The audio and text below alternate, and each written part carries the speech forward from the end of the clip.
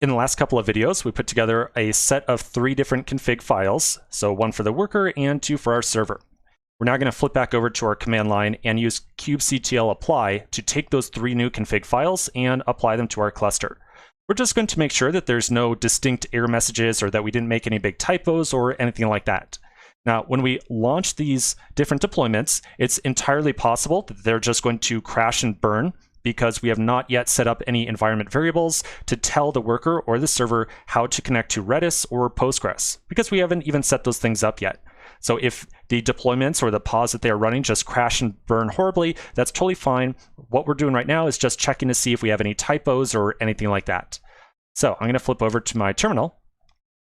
I'm going to make sure that I'm inside of my complex directory, and then I'm going to apply the entire K8s directory again. So remember, we do not need to pass in 1 file at a time. We can pass in a whole directory. When we apply that directory, we're also going to be reapplying the 2 client files that we had already applied previously, but that's totally okay, because remember, when Kubernetes gets a config file, it's going to look at the name of the object we're trying to create and its type. And if an object inside of our cluster already exists with the same name and the type, an additional object will not be created. Kubernetes is just going to try to update that existing object if there's any difference inside of the config file. So what I mean to say by all this is that whenever we make a change to our config file, or anytime that we create a new one or whatever it might be, we can